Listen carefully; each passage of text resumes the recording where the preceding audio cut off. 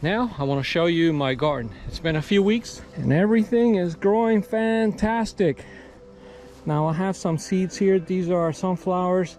These are the sunflowers from, you know, seeds that I've been saving for years that I brought from Jersey. And let me get in here, get a little closer. Here's the basil, purple, green, oregano, cilantro, sage, thyme, my peppers. Wow, these jalapenos are starting to produce. You see that right there, that little flower? Yeah, it's kind of quick, a little sooner than I expected. And Swiss chard, kale. I've already harvested kale and Swiss chard, but Swiss chard I've harvested twice already, and it looks like they're ready to harvest again. So they grow kind of quickly. Bell peppers, butternut squash in the back, more peppers, the super hots back there, tomatoes, garlic. My dahlias are coming in nicely as well. And this is my acorn squash. Wow, every day I come out here, I notice a difference. Okay, red cabbage, more red cabbage, tomatoes. Well, those are my sun-guard tomatoes. Yeah, cherry tomatoes.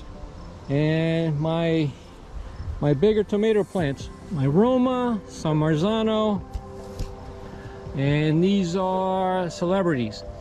Now what I did is I went to the Lowe's and I bought these 6-foot long sticks that I planted here, and then I bought some clips. I clipped them up to the pole. I want one single stem growing all the way up. So what I did is I cut all the bottom leaves. I don't want the leaves touching the ground to avoid disease. And oh, they're coming out nice. I also cut out all the suckers, because if you leave the suckers in, it's kind of like another plant within this plant, and they'll grow everywhere. But since I want a single stem, I got these clips, which are nice, by the way. You can get them on Amazon for like just a few bucks, for like 200 of them. And as this plant grows up, I'll be putting clips every 8 to 10 inches or so, just to keep it going straight up that pole. All right, and these poles are cheap too. They're like a few dollars at Lowe's. You can get them on Amazon too. Am I getting flowers here? Oh yeah, I'm getting flowers. So look at that. They already are flowering. At least the celebrity tomatoes are.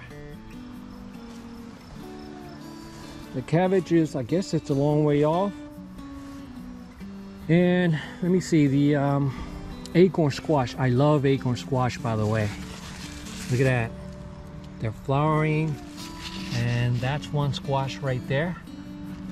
In a month or so, month and a half or so, they should be that size. They're gonna be huge, as the picture shows. I've never grown acorn squash. This is a first for me, but I am very looking forward to it. So guys, if you've been following me for years, you know that I like growing stuff. And if you like growing stuff, yeah, grow whatever you use, whatever you eat at home with your family. It's always going to save you a few bucks. Now I know there's a lot of fears out there because prices are going up, and people are saying that everything's going to be scarce and hard to get. I doubt that very much. You're always going to save money, whether it was 20 years ago, 10 years ago, yesterday, tomorrow, 3 months from now. You're always going to save money if you like to grow your own food. I mean, you don't have, obviously you can't grow everything, but the stuff that you enjoy growing. Tomatoes and peppers are the easiest. Squashes as well, zucchini, cucumbers. Oh, and by the way, I do have 3 cucumber plants back there too, which I forgot to point out. To me, this is kind of like therapy. I've grown stuff. I've always had a garden as an adult, and the grow bug bit me when I was 5 years old. When I was 5 years old, and I lived in the mountains of Puerto Rico with my grandmother, my maternal grandparents. And my grandmother, she gave me pigeon pea seeds, and she asked me to grow them. Just go ahead and she told me how to. I went outside, I planted them, and a few months later they produced pigeon peas, a bunch of pods, hundreds of them. And she picked them and she made a nice rice and gandules, arroz con gandules. From that point on, I was hooked. I was hooked on planting. And yeah, I've done flowers, vegetables. Not a whole lot of vegetables because I lived in the suburbs close to a city, and usually I did not have a whole lot of land. But even if you live in a city, like I said, in a bucket, Home Depot bucket, Tractor Supply bucket, fill it up with dirt, and it doesn't have to be elaborate, just regular dirt will do. If you have the compost, you can use that as well, but it's not necessary. Keep it simple, and as you grow, as you plant more, you get better and better over the years. I will be making more raised beds, not because I feel that the food supply is going to dwindle or disappear in this country. No, it's because I enjoy it and I want to grow a lot of the stuff that I eat. I don't know, there's this joy about it. I will be experimenting with new things, and just yesterday I planted some seeds that I brought from Peru, and they're here, okay, right there. It's gonna take a few days, maybe 3, 4, 5 days to germinate. And what is it? Purple corn. I am growing Peruvian purple corn, maybe 12 plants, white corn, and zapallo macre. Zapallo macre is a Peruvian squash.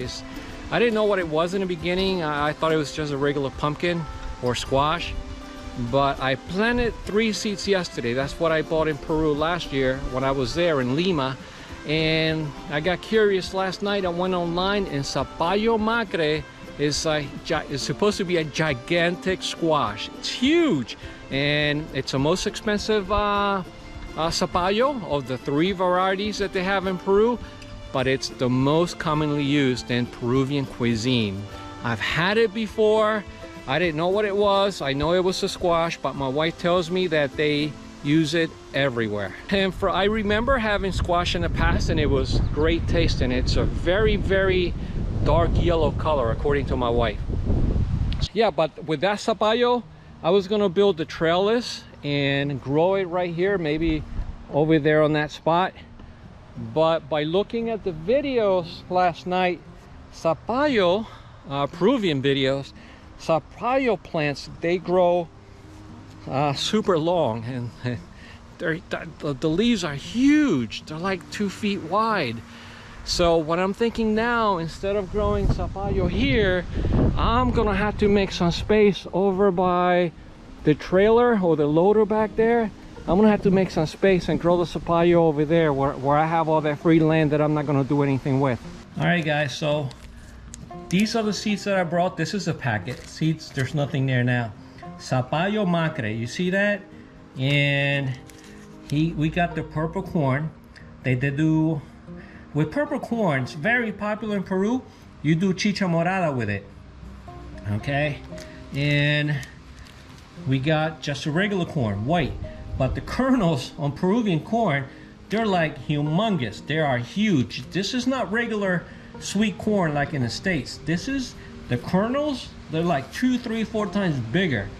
I don't know what it is about Peruvian corn, and all of this is organic, and it grows very nicely in Peru. All right, I'm scoping my future zapallo field. So I need to clean it up a little bit and plant all 3 plants here somewhere. So I'm gonna prepare the ground for some zapallo. So if I'm able to grow the zapallos here in New York, hopefully keeping my fingers crossed, I don't know how well it's gonna turn out, but if I'm able to grow zapallos and if I'm able to get some seeds, if anyone's interested in zapallo seeds, I'll send you a couple.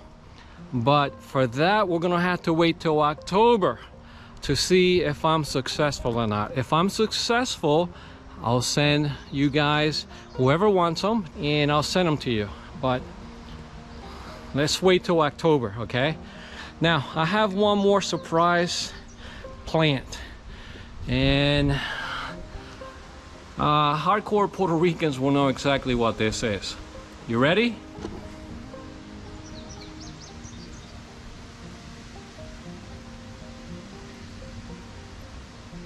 Surprise! If you know what that is, put it in the comments below.